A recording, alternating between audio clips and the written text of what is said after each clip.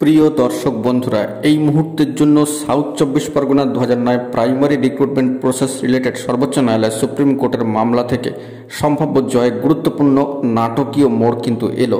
এই মুহূর্তে দাঁড়িয়ে আর্জেন্ট তথ্য আর্জেন্ট ভিত্তিতে এই ভিডিওটা তাই আপনাদের জন্য ক্রিয়েট করতেই হচ্ছে। ভিডিওটিকে শেষ পর্যন্ত ওয়াচ করবেন, কোনোভাবে স্কিপ করবেন না, চ্যানেলটিকে সাবস্ক্রাইব করে সঙ্গে থাকবেন। চলুন কথাবার্তা না বাড়িয়ে মূল টপিকে ফোকাস করি।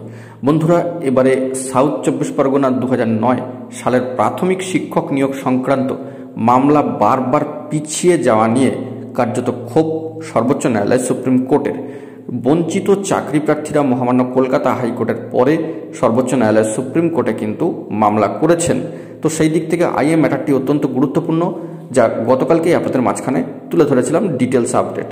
তো গত সোমবার অর্থাৎ গতকালকে সর্বোচ্চ ন্যায়ালয় সুপ্রিম কোর্টে বিচারপতি সম্মানীয় বিচারপতি অনারেবল জাস্টিস জে.কে. মাহেশ্বরী মহাশয়ের বেঞ্চে এই মামলার শুনানিতে আইনজীবীরা সময় চাইলে ক্ষুব্ধ বিচারপতি বলেন যে মামলার দ্রুত শুনানি প্রয়োজন, বহু মানুষের নিয়োগ আটকে রয়েছে, 2 সপ্তাহ পরে মামলার শুনানির দিন ধার্য হবে বলেই মনে করা হচ্ছে।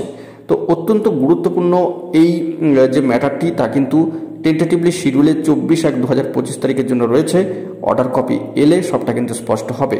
সম্ভাব্য জয়ের লক্ষ্যে সকলেই কিন্তু এগোচ্ছেন এবং লড়াই কিন্তু জোরদার চলবে, সকলকে একযোগে একসাথে থেকে এই বার্তা উঠে আসছে। তো এখন এটুকুই, সকলে ভালো থাকবেন, চ্যানেলটিকে সাবস্ক্রাইব করে সঙ্গে থাকবেন। ধন্যবাদ।